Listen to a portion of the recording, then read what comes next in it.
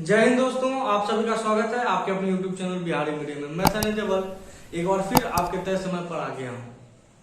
तो चलिए संध्या 5 बजे जो लोग भी अभी तक नहीं जुड़े हैं जल्दी से जुड़ जाइए, शेयर वगैरह कर दीजिए और दबा कर शेयर करिए। कल का क्लास नहीं हुआ था, कुछ तकनीकी कारण इस माइक की वजह से कल का क्लास नहीं हुआ था। तो जो पुराना वाला माइक था उसमें थोड़ा समस्या आ रहा था कि वो बाहर का साउंड ज्यादा ले रहा था। ये माइक मंगाया है, देखिए साउंड कैसा है, सब लोग कमेंट करके बताइए। क्या जो बैकग्राउंड नॉइज है वो हो रहा है कि नहीं, कम मात्रा में, या पहले से ज्यादा है या कम है, या कुछ सुधार हुआ है? मेरे समझ से कुछ सुधार हुआ है क्योंकि ये माइक का प्रभाव है और थोड़ा सा ये स्टैंडर्ड माइक है, महंगा माइक है। तो चलिए जल्दी से कमेंट करके बताइए कि आप लोग जुड़े हैं कि नहीं, और ये माइक का साउंड वगैरह प्रॉपर आ रहा है कि नहीं, सब कमेंट करके जल्दी से बताइए। तो हाँ, जो अन्य टीचर इस्तेमाल करते हैं वही माइक है, महंगा माइक है। चलिए देखिए, हम लोग भर का सीरीज देख रहे हैं जिसमें लास्ट चल रहा है जीरंड पढ़ के हम लोग, और पार्टिसिपल छोटा सा कॉन्सेप्ट है उसको समझ के ये खत्म करेंगे। जीरंड कल होगा, 2 क्लास और आएगा, इसके बाद जीरंड का पार्ट 2 और पार्टिसिपल एक ही सिंगल वीडियो में होगा, और उसके बाद हम लोग भर का महा मैराथन करेंगे, याद रखिएगा। चलिए जीरंड का पार्ट 11 है, जीरंड का भाग 11 है, और कंप्लीट जो भी पढ़ेंगे हम लोग कंप्लीट पढ़ रहे हैं मेरे दोस्त। एक भी ऐसा पॉइंट नहीं है जो हम लोग छोड़ चुके हैं। जो भी चैप्टर पढ़े हैं वो सब है। हमने इस क्लास को इस ढंग से बनाया है कि जिसको मॉडल पढ़ना होगा वो सिर्फ मॉडल पढ़ सकता है, जिसको फाइनाइट पढ़ना होगा वो फाइनाइट पढ़ लेगा, जिसको इन्फिनिटिव पढ़ना है वो सिर्फ इन्फिनिटिव पढ़ लेगा, जिसको जीरंड पढ़ना है वो सिर्फ जीरंड पढ़ेगा, जिसको बेसिक जानना है, इंट्रोडक्शन जानना है, वो सिर्फ। इस प्रकार से हम लोग क्लास का एक मैप तैयार करके चल रहे हैं। इसके बाद कौन सा चैप्टर पढ़िएगा बता दीजिए ताकि हम बेटर पीपीटी का तैयारी करवा सके। जीरंड, जीरंड आखिर होता क्या है? देखिए, जीरंड अमूमन V1 प्लस ING होता है। जब कभी वर्ब 1 में आप ING लगाते हैं तो वो जीरंड कहलाता है। तो गुरुदेव ये तो कॉन्टिन्यूअस टेंस में भी हो सकता है। हाँ, आपके मन में सवाल आया होगा कि गुरुदेव जब V1 प्लस ING है तो ये वर्ब का चौथा रूप तो हो ही जाएगा, और साथ में कहीं ना कहीं कॉन्टिन्यूअस टेंस तो होगा। क्या होगा मेरे भाई? कॉन्टिन्यूअस, चाहे प्रेजेंट हो, चाहे पास्ट हो, चाहे फ्यूचर। तीनों टेंस में प्रेजेंट कंटिन्यूअस भी हो सकता है, पास्ट कंटिन्यूअस भी हो सकता है, फ्यूचर कंटिन्यूअस में होगा। कोई अंतर नहीं है, बस इसमें और जीरंड में क्या अंतर है सो समझिए।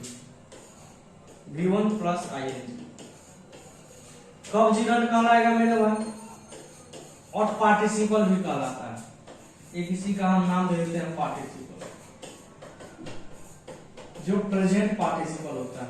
देख लीजिए, जीरंड और पार्टिसिपल में कोई खास अंतर नहीं है। जब हम जीरंड कंप्लीट करेंगे उसके बाद पार्टिसिपल पढ़ेंगे तो दोनों का कॉन्सेप्ट क्लियर हो जाएगा। ध्यान रखिए, इस वर्ब में और इस वर्ब में क्या अंतर है, कब जीरंड कहेंगे, कब वर्ब का चौथा रूप कहेंगे, वो समझिएगा। अमूमन कोई टीचर बताता नहीं है। देखिए, जब कभी वर्ब 1 से पहले क्या रहे मेरे भाई, वर्ब 1 से पहले कोई भी हेल्पिंग वर्ब रहा, अगर कोई हेल्पिंग वर्ब नजर आ गया आपको, कोई भी अगर हेल्पिंग वर्ब नजर आ गया, अगर V1 प्लस ING से पहले कोई भी हेल्पिंग वर्ब नजर आ गया तो वो अपने आप में काम करेगा वर्ब। और जीरंड यानी जीरंड वाला V1 प्लस ING से पहले, इससे पहले कोई भी हेल्पिंग वर्ब मेरे भाई नहीं होता।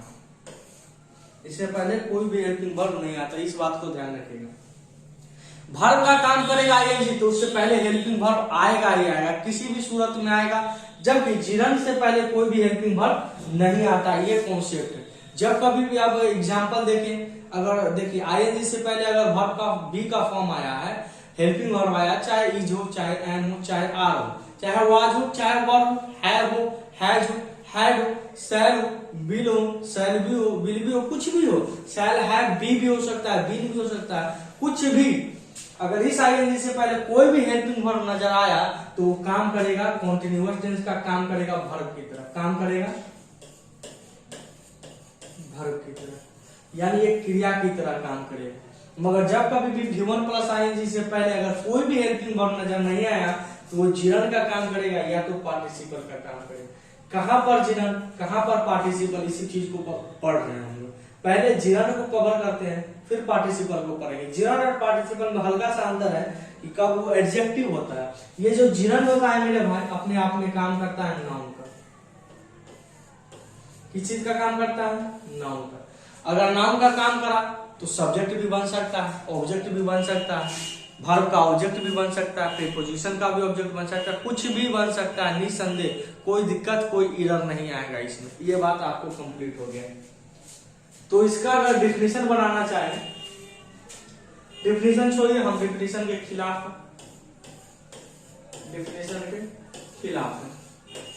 हर चीज में डेफिनेशन नहीं। जहां जैसे इन्फिनिटिव में डेफिनेशन जानना था तो वहां हमने डेफिनेशन के बारे में समझा, यहाँ डेफिनेशन सीधा सा समझिए। जिरंड उसको कहते हैं जो वर्ब का ही आईएनजी फॉर्म होता है मगर उससे पहले हेल्पिंग वर्ब ना हो और नाउन की तरह जो काम करता है उसको जिरंड करेंगे, और जो एडजेक्टिव की तरह काम करता है उसे पार्टिसिपल कहते हैं। बस यही अंतर है। जो जिरंड की तरह काम करेगा उसको नाउन, और जो एडजेक्टिव की तरह जो नाउन की तरह काम करेगा उसको जिरंड, जो एडजेक्टिव की तरह काम करता है उसको पार्टिसिपल कहते हैं। यही अंतर होता है और कोई खास अंतर नहीं होता है। साउंड वगैरह बताते चलिएगा क्योंकि फर्स्ट क्लास है इस माइक पे, तो बताइएगा जरूर। यहां तक क्लियर हो गया कि कब क्या क्या चीज हो। नेक्स्ट देखते हैं। हमने आपको बताया था जैसे ही कोई शब्द नाउन बन जाता है, संज्ञा बन जाता है, तो वो सेंटेंस का सब्जेक्ट भी हो सकता है, सेंटेंस का ऑब्जेक्ट भी हो सकता है, सब्जेक्ट का कॉम्प्लीमेंट हो सकता है, ऑब्जेक्ट ऑफ अ प्रीपोजिशन। ये अलग से हम लिखवाएंगे, ये अलग से लिखवाएंगे। इसके पीछे मकसद यही है कि किसी भी प्रीपोजिशन के बाद, किसी भी प्रीपोजिशन, एक अबाउट को छोड़कर, अबाउट का अलग केस होता है, वो याद रखिए। किसी भी प्रीपोजिशन को, किसी भी प्रीपोजिशन के बाद आप हमेशा जिरंड का प्रयोग करिएगा, V1 प्लस आईएनजी, सिर्फ एक अबाउट का केस। जैसे he is about to go, वहां पर इन्फिनिटिव चलता है, कोई दिक्कत नहीं है, वहां पर जिरंड भी आ सकता है इन्फिनिटिव, उसका केस हम अलग देखेंगे। तो जैसे ही ये जिरंड मेरे भाई नाउन का काम करेगा, किस चीज का काम करेगा? देखिए हम लोग पढ़ रहे हैं अभी क्या मेरे भाई? वर्ब, मगर इस वर्ब में ही हम लोग नाउन का एक कवर भी कर लिए, जिरंड। ये हालांकि नाउन में भी पढ़ सकते हैं वर्ब। अगर इसको चैप्टर के अनुसार देखें तो ये चैप्टर बनता है वर्ब एडवांस, वर्ब एडवांस। देखिएगा दो चैप्टर होता है, एक वर्ब बेसिक, एक वर्ब बेसिक और एक वर्ब एडवांस। दोनों कहां तक है? देखिए आपने मॉडल तक जो पढ़ा वो वर्ब बेसिक था, यानी 6 का रास्ता। पार्ट 6 तक आपका वर्ब बेसिक था और पार्ट 6 के बाद जितना भी आ रहा है 7 के बाद वो वर्ब एडवांस का है और वो मॉडल ही है, और उसके बाद कंटिन्यू हो रहा है वो यहाँ पर। इस चीज को समझ लीजिए। यहाँ पर हम लोग इसको अलग कर देते हैं ताकि इसमें फेरबदल ना हो। चलिए देखिए, अगर जिरंड है और वो नाउन की तरह काम कर रहा है तो वो सब्जेक्ट भी बन सकता है, ऑब्जेक्ट भी बन सकता है, कॉम्प्लीमेंट भी बन सकता है, object of a preposition, preposition का एक ऑब्जेक्ट बन सकता है। और जनरली क्या हर समय किसी भी प्रीपोजिशन के बाद आप सिर्फ जिरंड का प्रयोग करते हैं, इस बात को ध्यान रखिएगा। ये बहुत बार आपके एग्जाम में क्वेश्चन आता है और इससे क्वेश्चन तो समझिए आएगा ही आएगा। ये इन्फिनिटिव ऐसा एडवांस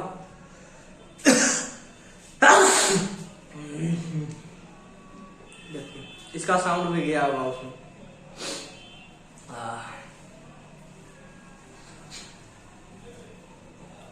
चलिए देखिए, बताइए, साउंड तो थोड़ा सा बढ़िया चल गया होगा। आज नहा लिए हैं, हो सकता है इसके वजह से सर्दी भी आ गया होगा। यहां तक समझ गए? अगर जिरंड है तो सब्जेक्ट। अब क्या होता है, और टीचर अगर आप कहीं पढ़े होंगे तो यहाँ पर इसी चीज को लिखाता है, यूजेज ऑफ जिरंड, नाउन कर देता और वहां पर बोलता gerund as a subject, gerund में be use as a subject. Subject में कराता 3-4 एग्जाम्पल कराता, ऑब्जेक्ट कराता फिर एग्जाम्पल, कॉम्प्लीमेंट कराता फिर एग्जाम्पल, प्रीपोजिशन कराता। हम यहाँ पर समझाना ये चाहते हैं कि अगर कोई भी चीज नाउन बन गया, कोई भी चीज संज्ञा बन गया, तो आप उसका इस्तेमाल जैसे भी करा सकते हैं। आप उसको सब्जेक्ट में ले आइए, आप उसको ऑब्जेक्ट में ले आइए, आप उसको कॉम्प्लीमेंट, कुछ भी करा लीजिए, मेरे ऊपर है। तो क्या हर एक चीज को पढ़ना उचित है? आप कमेंट करके बताइए, उचित है या नहीं। चलिए कुछ एग्जाम्पल हमने लिखा है, यहाँ पर देखते हैं। Swimming is a good exercise, बचपन से सुनते आ रहे होंगे, तैरना एक अच्छा व्यायाम है। स्विमिंग वाला एग्जांपल हम इसलिए लिए हैं क्योंकि अमूमन हर बुक में भी दिया हुआ रहता है, और हो सकता है आप पहले भी इस चीज को जानते हो। Swimming is a good exercise. तो देख लीजिए यहां पर अब इसी चीज को हम समझते हैं, I am swimming, I am.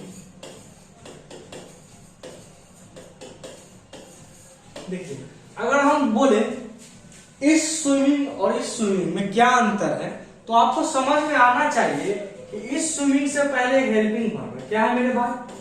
Helping verb. इस स्विमिंग से पहले हेल्पिंग वर्ब है, तो ये स्विमिंग वर्ब का चौथा रूप काम कर रहा है और ये वर्ब की तरह काम कर रहा है, ये वर्ब की तरह काम कर रहा है। ये चीज समझना होगा। मगर इस स्विमिंग से पहले देखें, इस स्विमिंग से पहले तो कुछ भी नहीं, वाक्य हम शुरुआत एक नंबर से कर रहे हैं। इस स्विमिंग से पहले कुछ भी नहीं है। जब कुछ भी नहीं है तो ये जिरंद हो रहा है।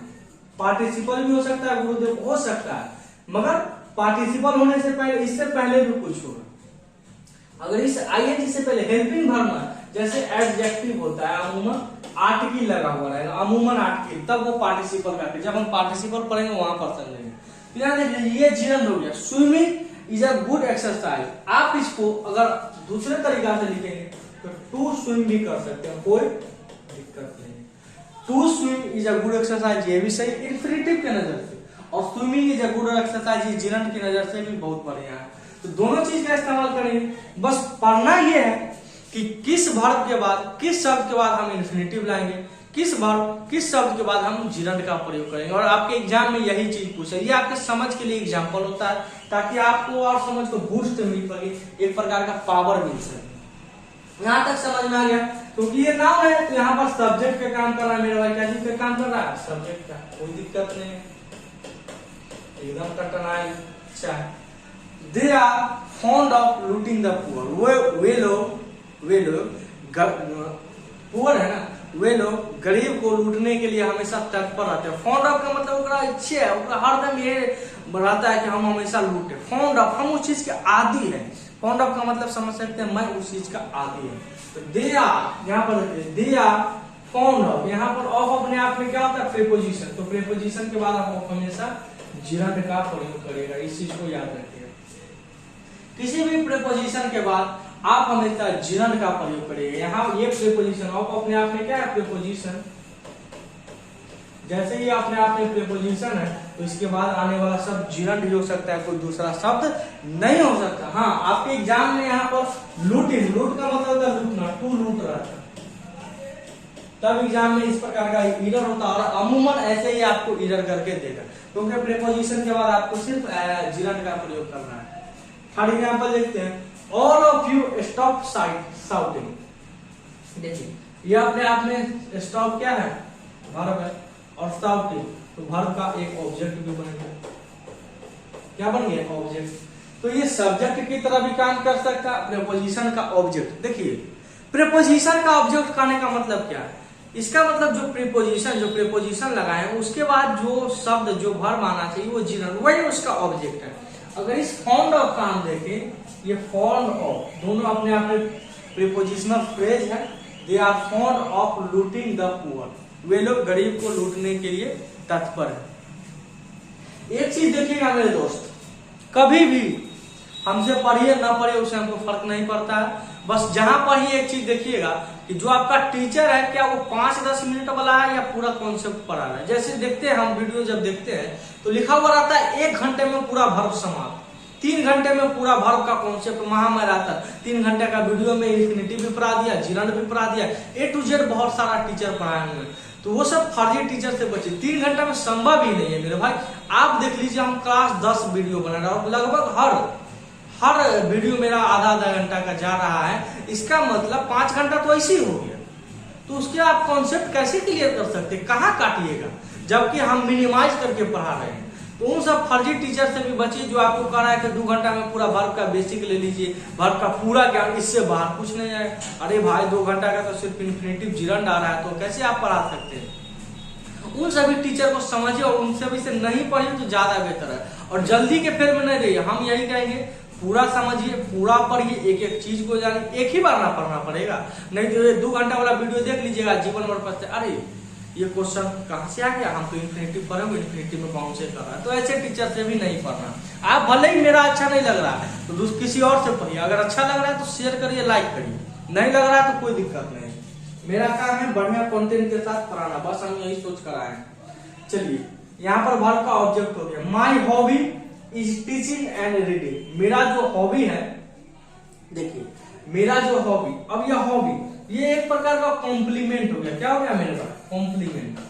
कॉम्प्लीमेंट का मतलब सब्जेक्ट के बारे में कुछ जानकारी देता है। वर्ब का ऑब्जेक्ट वो होता है जो वर्ब के बारे में बताता है। देखिए all of you stop shouting, सभी ने चिल्लाना बंद कर दिया। तो क्या बंद कर दिया है, तो चिल्लाना। यहाँ पर चिल्लाना पर जोर दिया जा रहा है। किस पर जोर दिया जा रहा है, चिल्लाना पर, और वो रुक गए हैं इस बात को कर रहा है। और यहाँ पर है मेरा हॉबी, मेरा जो रोज का हॉबी है, जो हम रोज काम करते हैं, वो क्या है, टीचिंग एंड रीडिंग। वो पढ़ाने और पढ़ने से संबंधित है, रीडिंग पर। तो ये मेरे हॉबी के बारे में बता रहा है, तो ये कॉम्प्लीमेंट हो गया, सब्जेक्ट का कॉम्प्लीमेंट। जबकि ये वर्ब का ऑब्जेक्ट है, क्योंकि ये वर्ब के बारे में या वर्ब को और मॉडिफाई कर रहा है। यहाँ तक क्लियर हो गया। माई hobby is teaching and reading. यहाँ पर अगर देखें हम इसको इस तरह से भी लिख सकते थे, my hobby is to teach and read. क्यों यहाँ पर टू क्यों नहीं लगा, क्योंकि हमने इन्फिनेटिव में पढ़ा था कि जब दो इन्फिनेटिव को किसी कंजंक्शन के माध्यम से जोड़ा जाए तो दूसरे वाले इन्फिनेटिव का कॉमन टू पहले में आता है। तो वही ये वाला टू यहाँ पर उठाकर आप लिखिए। ये भी सही है, ये भी सही है। ये जिरन का प्रयोग किया गया और ये इन्फिनेटिव। और एक चीज ध्यान रखिएगा, जब कभी भी कोई कंजंक्शन दो चीज को जोड़ता है तो वो हमेशा समान चीजों को जोड़ता है, सेम थिंग को जोड़ता है। आप मैथ भी पढ़ते होंगे तो आप 5 और 2 को जोड़ते होंगे, 2 आम और 5 आम को जोड़ते हो। क्या अगर हम बोले कि 5 आम और 5 नारंगी को जोड़कर बताइए तो जुटेगा?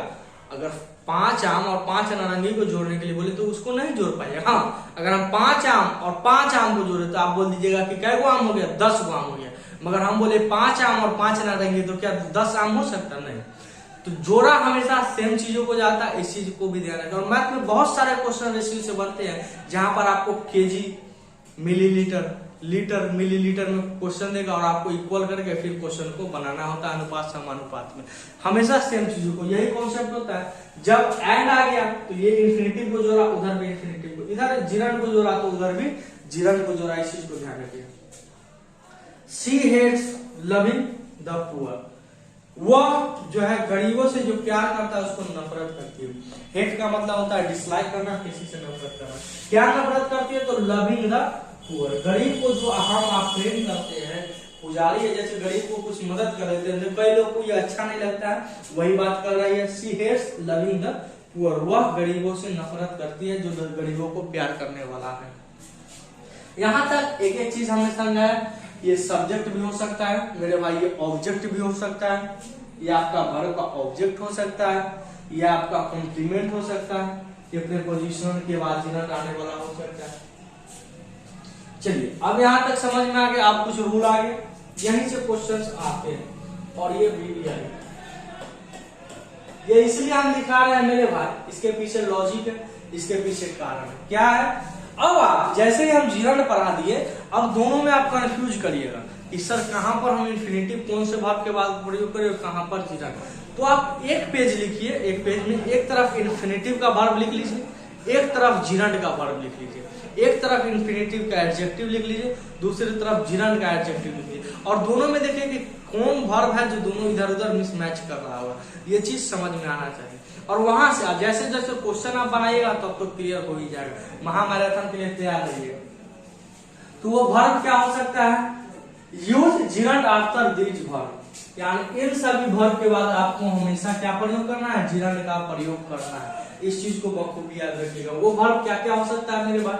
वो वर्ब आपका स्टॉप है, स्टार्ट है, लव है, हेट है, डिटेस्ट है, एंजॉय है, प्रेफर है, एक्सक्यूज है, फैंसी है, डिनाई है, डिसलाइक है, सजेस्ट और प्रपोज। सजेस्ट और प्रपोज को हमने अंडरलाइन किया है, ये इसलिए क्योंकि सजेस्ट और प्रपोज ये एक ऐसा वर्ब होता है जिसके बाद इन्फिनेटिव भी आता है और जिरन भी आता है। बशर्ते उसका भी कहानी है, एग्जाम्पल में हम समझेंगे कब इन्फिनेटिव आएगा, कब जीरण। देखिए इंग्लिश एक ऐसा चीज होता है, ये केमिस्ट्री नहीं है जहां पर बहुत सारा अपवाद है। जो टीचर इंग्लिश में अपवाद करके पढ़ा उससे दूर रही। एकाध अपवाद है हम मानते हैं, मगर बहुत सारा एग्जाम अपवाद नहीं है। मुश्किल से अगर हर चैप्टर में देखा जाए तो 1 से 2 अपवाद मिलेगा, वो भी उससे क्वेश्चन एग्जामिनर कम ही पूछता है, क्योंकि इंग्लिश में ऐसी बहुत सारा है तो एक्सेप्शन से क्यों पूछेगा। Keep, remember, appreciate, pardon, risk, understand, forgive, admit, advocate. Advocate का मतलब क्या? जो आपका वकील है ना, ये एडवोकेट भर की तरह है, और इसका मतलब होता है समर्थन करना। एडवोकेट समर्थन, किसी को अपना समर्थन दे। रिकॉर्ड, याद करना। फिनिश, टोलरेट, सहन करना। Can't help, can't stand, can't endure. Endure का मतलब होता है सहन करना। अगर इसका मीनिंग नहीं पता तो हम एक बार फिर से रिपीट कर देते हैं। स्टॉप का मतलब रुकना, स्टार्ट मतलब शुरू करना। लव, प्यार करना। हेट, घृणा करना। हेट और डिटेस्ट एक दूसरे का अपने आप में सिनोनिम है, दोनों का मतलब सेम है। एंजॉय, आनंद करना। प्रेफर का मतलब होता है कि उसको ज्यादा अहमियत देना। जैसे I prefer you than him, मैं उसको उसके अपेक्षा मैं तुमको प्रेफर करता हूँ कि हाँ तुम मेरे लवेबल, तुम मेरे सबसे आदरणीय हो। Excuse, fancy, deny, dislike, suggest, propose, keep, remember, appreciate, pardon. Pardon का मतलब होता है माफ कर देना, क्षमा कहना, यही होता है पार्डन। रिस्क, अंडरस्टैंड, फॉरगिव का मतलब अंडरस्टैंड मतलब एडमिट मतलब स्वीकार करना। रिकॉल मतलब पुनः याद करना। फिनिश का मतलब खत्म करना। टोलरेट का मतलब सहन करना। कांट हेल्प का मतलब किसी को मदद न कर पाना, यही इसका मतलब होता है। यहाँ तक समझ में आ गया एक चीज। अब इस वर्ग को कई टीचर होंगे कि रामायण के माध्यम से समझाते हैं। कुछ सबको एक सीरीज में बैठाएंगे और उसको एक कहानी के माध्यम से समझाते हैं। वो कितना कहानी आप याद रखिएगा, कितना ट्रिक याद रखिएगा, इससे अच्छा है कि प्रैक्टिस करिए ना भाई। कहा गया है practice makes man perfect. Practice एक ऐसा चीज है जो मनुष्य को महान बनाता है। तो हम भी इंग्लिश के गणितज्ञ कब बने? जब हम प्रैक्टिस ज्यादा किए। ऐसे ही नहीं मेरा स्कोर आता है, तो आप लोग भी प्रैक्टिस करिए। और ये इसको तो याद नहीं करना, बस एक 2 नजर देखना है। क्या करना है? देखना है, वॉच करना है। आप खोल कर बैठे रहिए, जहां जिस नोटबुक में लिखे उसको इस तरह से खोल कर बैठे रहिए, अपने आप याद हो जाएगा, कुछ ज्यादा करने की जरूरत नहीं होगी। और थोड़ा सा लाइक शेयर करिए भाई, लाइक शेयर करिए। ये शेयर 50-60 विद्यार्थी के लिए हम नहीं आते हैं इतना समय लंच करके, तो आप लोग शेयर नहीं करिएगा, पढ़िएगा नहीं तो कैसे काम चलेगा। अरे कम से कम सही गलत तो पहचाने, तभी तो बात बनेगा। तो शेयर करिए तभी बात बनेगी। चलिए अब हमने कुछ एग्जाम्पल लिखे हैं, कम ही एग्जाम्पल लिए हैं, क्योंकि मेरा हमेशा से मकसद यही रहा है कि कम एग्जाम्पल में ही आपको समझाया जाए और छोटा एग्जाम्पल में समझाया जाए। तो इसमें से कुछ हम गलत भी लिखे हैं, कुछ गलत भी लिखे हैं, क्योंकि आपको इतना समझदारी हो गया होगा कि सही गलत में पहचान कर सकते हैं। क्या है वो देखते हैं। सी डिटेस्ट स्मोकिंग, वह स्मोकिंग करने से घृणा करती है। क्या करती है? डिटेस्ट के बाद जब भी आएगा जिरंड आएगा, कोई दिक्कत नहीं। तो ये अपने आप में एग्जाम्पल है। बस हमको वो वर्ब पकड़ना है कि वो कौन सा वर्ब है जिसके बाद जिरंड आएगा, कौन सा वर्ब है जिसके बाद इंफिनिटिव आएगा, कौन सा वर्ब है जिसके बाद पार्टिसिपल। ये सब वर्ब धीरे धीरे आपको समझना होगा, पढ़ना होगा, यही एक तरीका होता है। चलिए नेक्स्ट एग्जाम्पल है, I prefer writing than reading. देखिए आई प्रेफर राइटिंग, प्रेफर के साथ हमेशा टू का प्रयोग किया जाता है, देन का नहीं। यहां से हम लिख देते हैं प्रेफर या प्रेफरेबल। आपके बहुत सारा एग्जाम्पल में भी आता है एग्जाम में, इसके बाद आप हमेशा टू का प्रयोग करते हैं, देन का नहीं। हालांकि ये देन का रूल है, इसके बाद देन का प्रयोग होता है, मगर इसके बाद टू का प्रयोग किया जाता है। तो I prefer writing to reading, मैं रीडिंग से बढ़िया राइटिंग को प्रेफर करता हूं, ये चीज याद रखिएगा। You deny to take a risk, आपने रिस्क लेने से क्या कर दिया? मना कर दिया। You deny taking a risk. तो यहाँ देखिए डिनाई एक ऐसा वर्ब होता है जिसके बाद आप जिरंड का प्रयोग करते हैं। तो यहाँ पर टू टेक नहीं होना चाहिए, यहाँ पर होना चाहिए taking a risk. You deny taking a risk, आपने रिस्क लेने से डिनाई कर दिया। I can't risk to go there, मैं वहां जाने का रिस्क नहीं ले सकता। तो कांट रिस्क के बाद आपको इंफिनिटिव नहीं gerund, I can't risk going there, मैं वहां जाने का रिस्क नहीं ले सकता हूं। तो can't risk, can't endure, can't tolerate के बाद आप हमेशा जीरन का प्रयोग करते हैं, इंफिनिटिव का प्रयोग नहीं करते हैं। नेक्स्ट एग्जांपल है we do enjoy with them. यहां पर ये क्वेश्चन ही नहीं बना। चलिए वी डू एंजॉय, ना इसके बाद हमें इंफिनिटिव वी डू एंजॉय, हम लोग एंजॉय करते हैं आपके साथ। तो ये नॉर्मल एग्जांपल हो गया, यहाँ पर कुछ होता तब होता। तो ये एग्जांपल में ये एग्जांपल सही है मगर इंफिनिटिव जीरन का एग्जांपल नहीं, नॉर्मल एग्जांपल हो गया। देख लीजिए यहाँ पर आपको इस 5 नंबर में क्या कहीं गलत हो गए, क्या आप यहाँ पर एंजॉय करना चाह रहे थे? आपका भी आंसर यही है, तो ये गलत है। ये अपने आप में एग्जांपल डू डज डिड के बाद हमें आप हमेशा वर्ब की फर्स्ट फॉर्म का प्रयोग करते हैं। तो ये हमने नॉर्मल एग्जांपल आपके लिए दिया था। डोंट यू रिमेम्बर मीटिंग मी, मेरे साथ जो मीटिंग है उसको भूल ना जाइएगा। तो डोंट यू आप भूल मत जाना, रिमेम्बर, रिमेम्बर के बाद आप हमेशा जीरन का प्रयोग करते हैं। यहां तक कोई दिक्कत नहीं है। ही सजेस्टेड टू रीड, ये 7 नंबर एग्जांपल को समझने से पहले कुछ और समझिए। क्या समझिए उसको देखते हैं।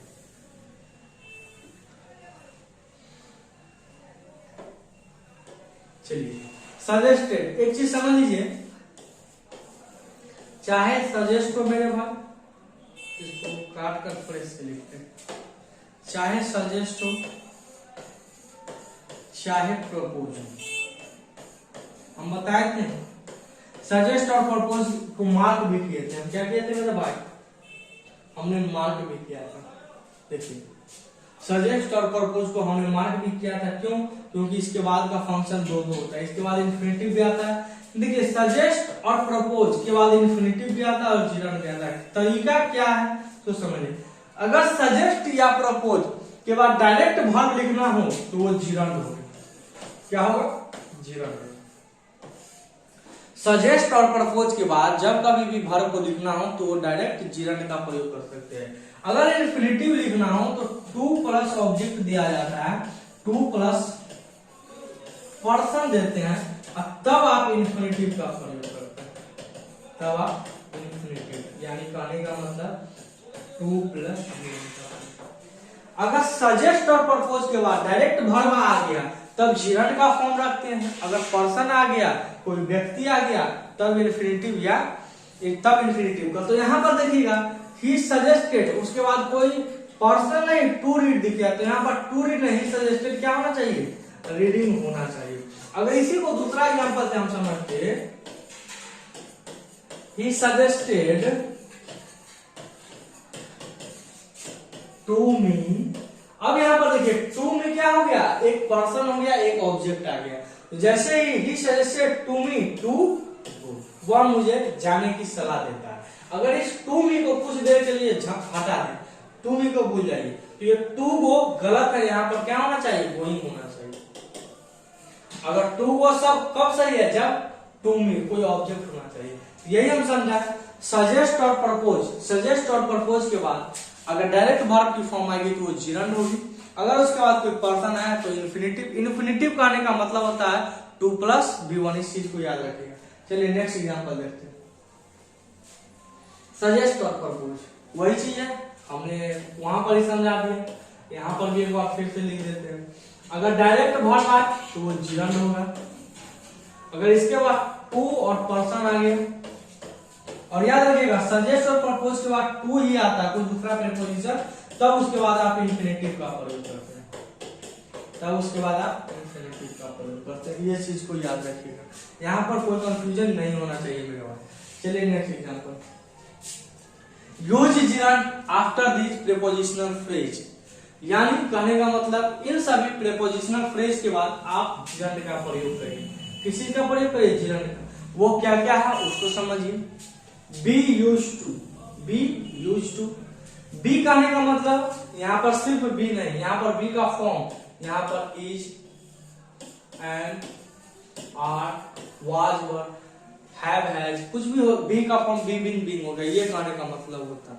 तो बी यूज टू आदत है, गेट यूज टू एकमस्टेड टू आदि होना, हैबिचुएटेड टू लत होना, prone to owing to, look forward to, look forward to. इससे बहुत क्वेश्चन आता है। I am looking forward to, look forward के बाद जिरन का प्रयोग करते हैं with a view to, averse to, in addition to, उसके बाद objected to, committed to, devoted. Devoted का मतलब होता है किसी चीज के पीछे आप समर्पित हो जाते हैं तो वह डिवोटेड टू, ईटीसी। इसके बाद आप हमेशा ईटीसी का आने का मतलब क्या है कि यह बात नहीं, कुछ और एक दो वर्ब ऐसे होंगे जो इसमें प्रयोग होते हैं, ये चीज याद रखिएगा, यहां तक समझ होनी चाहिए। साउंड वगैरह कैसा है, प्रॉपर आ रहा है, बैकग्राउंड नॉइज कम या ज्यादा, ये भी बताइएगा। चलिए यहाँ तक इन सभी के बाद दो रूल हुआ, एक कुछ ऐसे वर्ब देखे जिनके बाद हम लोग जिरन, और कुछ ये फ्रेज होते हैं, इसको आप बदल नहीं सकते हैं। अब यहाँ पर बी था व्यू टू, तो ये जब आएगा साथ में आएगा, ये प्रोन टू साथ में आएगा, गेट यूज टू साथ में आएगा, कहने का ये मतलब होता है। चलिए हमने यहाँ पर कम एग्जाम्पल लिखा है, समझ में। I am looking forward to see दिया, देखिए लुकिंग फॉरवर्ड टू, यहाँ पर बी की एक फॉर्म दे दिया, एम दे दिया, कोई दिक्कत नहीं। I am looking forward to, देखिए अब आपको एग्जाम्पल की नजर से समझना चाहिए तो सही है मेरे भाई। I am looking forward to, to plus V one infinitive, मगर यहाँ पर होना चाहिए I am looking forward to seeing there. क्यों? क्योंकि अपने आप में लुक फॉरवर्ड टू एक फ्रेज होता है जो प्रीपोजिशनल फ्रेज होता है, और इसके बाद आपको जिरन ही लिखना जाता है, ये बात याद रखिएगा। You must get used to getting up early, आपको सवेरे उठने का आदत बना लेना चाहिए, यही इस एग्जांपल में कह रहा है। You must get used to getting up early, तो देखिए गेट यूज टू अपने आप में फ्रेज है, मॉडल के बाद हम हमेशा वर्ब की फर्स्ट फॉर्म लिखते हैं, और इसके बाद जो आना चाहिए वो जिरन आना चाहिए, ये भी क्लियर हो गया। Rahul is prone to making childish statement, Rahul जो है हमेशा से बचकाना, देखिए ये चाइल्डिश, चाइल्डिश का मतलब होता है बचकाना, और चाइल्ड लाइक का मतलब क्या होता है, हम यहां लिख देते हैं। चाइल्ड लाइक का मतलब बच्चों की तरह, आप हो गए हैं घोड़ा नहीं है, मगर बच्चों की तरह करते हैं, बच्चों की तरह, ये निगेटिव होता है और ये पॉजिटिव। बचकाना हरकत करते हैं, सही है, कभी कभी बचकाना हरकत कर देना चाहिए, मगर हमेशा बच्चों की तरह पे वो गलत, वो नहीं करना चाहिए। तो Rahul is prone to making child, देखिए प्रोन टू के बाद आप हमेशा जिरन का प्रयोग करते हैं। Sunny sir is committed to teaching online students for free, Sunny sir जो है हमेशा ऑनलाइन एग्जाम के लिए फ्री पढ़ाने के लिए तत्पर रहते हैं, तो हम अपना एग्जाम कभी कभी अपना प्रशंसा भी करना चाहिए ना, तो वरना लोग आपको जानेंगे कैसे। तो Sunny sir is committed to teaching online students for free, Sunny sir committed है ऑनलाइन बच्चों को पढ़ाने के लिए फ्री में, मुफ्त सेवा के लिए। यहाँ तक पेज खत्म हो गया, तो आज के क्लास यहाँ तक रखेंगे, एक पार्ट इसका कल पढ़ेंगे, जिरन पार्ट 2 खत्म, उसके बाद पार्टिसिपल करके वर्ब का पूरा वर्ब बेसिक और वर्ब एडवांस दोनों करें। चलिए यहाँ तक आपको क्लास का अच्छा लगा, इसके बाद आप कौन सा चैप्टर पढ़ना पसंद करते हैं ताकि हम पीपीटी तैयार करवाएं, कमेंट करके बता दीजिएगा। वीडियो को लाइक शेयर कमेंट जरूर करिएगा, थोड़ा सा व्यू कम आ रहा है, आप लोग शेयर करिए तभी तो हम तहलका मचाएंगे। जो भी लोग सब्सक्राइब नहीं किए सब्सक्राइब कर लीजिए, बेल आइकन दबा लीजिए। मिलते हैं हम लोग नेक्स्ट वीडियो में, तब तक इस चैनल के साथ बना रहिए। आपका दिन शुभ हो, धन्यवाद।